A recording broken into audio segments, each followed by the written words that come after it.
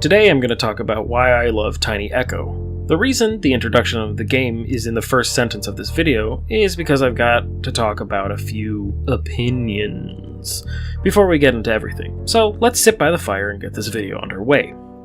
Let's start off easy. What is art? I don't really know. I find these things impossible to define, and I think, much like art itself, the definition is subjective. Maybe you have a hardline stance on this. I'm pretty loose about it. This, art. This, art. This, art. This, art. I'd go so far to say that a cooked meal is art. You might think differently than me and think I'm bonkers for thinking this way, but you probably aren't going to change my mind either. Now, the next, more difficult question. What are video games? This one is also hard to define in my eyes, but I feel a key aspect of video games is interaction. You need to have some level of visual element that you interact with to progress. If there is some game, and I'm 100% sure there is, I'm just not aware of it, that only requires you to choose option A or B and then plays out entirely based on that choice, I could call that a game. Games where you walk forward and pick up a few objects are video games to me, just as much as a Call of Duty is a video game. This is within reason. I'm not going to call a DVD of a movie a video game because you have to select a few options to get it playing. I'm not defining video games, just giving my general thoughts on what I think counts as them. And now let's get to the easiest of all these questions. Are video games art? Yes, they are. From something like Gone Home to Fortnite to Sneak King. This is how I feel. I'm sure plenty of people have different ideas, so if you want to debate, throw a comment at this video. As an addendum to this introduction, this was written well before some hot takes about loot boxes as art and people thinking regulations of them as censorship started to come out. This video isn't about all that, so there's only the mention of it here. There is no discussion here of the goal or intentions of pieces of art, just how I feel that everything that was created and designed is some form of art. The rest is much more complicated and would need to be its own discussion, and this video is about Tiny Echo, so let's get back to it. Now that I imagine I may have upset or annoyed some people, maybe, let's talk about this game. Tiny Echo is a point-and-click game. Not so much like many that you're probably familiar with. There's no combining items, there isn't even picking up items. There are barely puzzles in this game, and most of them involve clicking one or two things on the same screen.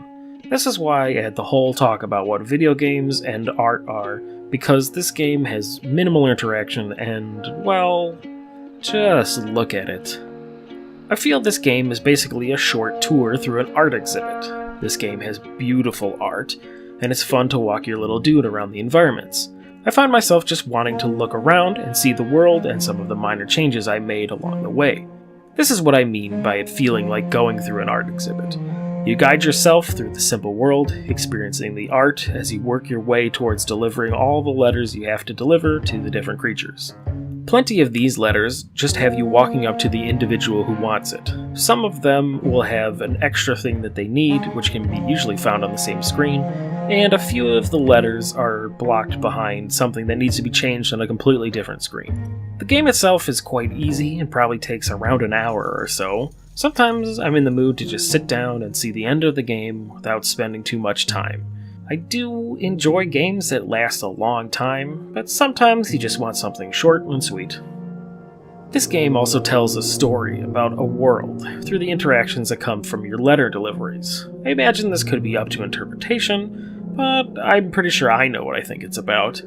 I don't really want to say that here, so you can experience it for yourself, but it was nice to see how all the pieces came together at the end.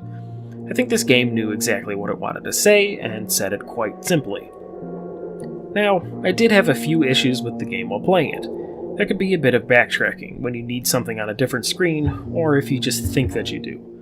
You move pretty slowly, which is fine when you're taking in the scenery, but if you just want to go back to that one specific place, it doesn't feel as good. There are some doorways that don't really make sense where they lead you, which can be a little confusing, but this isn't too bad because the world is small, these doorways are few, and while you walk slowly, the transition between these doors is pretty quick. And there is one puzzle I found a bit tedious, which involved moving your character little by little. It didn't last long, but it wasn't as enjoyable as the others were to me.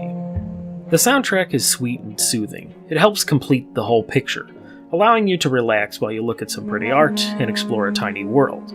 I know a game like this won't be for everyone, but I personally found it to be a good experience, just to get caught up in it for a short time. I feel that if you enjoyed the art of the bits of the game I've showed off, you'll probably enjoy the whole experience.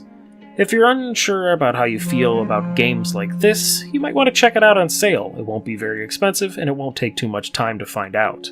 So, this only gets a recommendation to people who already like these kinds of things, or those that are interested in trying one for themselves. Hey guys, thanks for watching. I hope you enjoyed this video. Share it around if you did. I wanted to do a video on a totally different kind of game to what I normally do. Someone said I spend all these videos talking about the mechanics of a game, so I went with a game that barely had any to talk about. To me, it's really cool to have all these videos get seen by other people, but in the end, I'm thinking they're mostly just for me.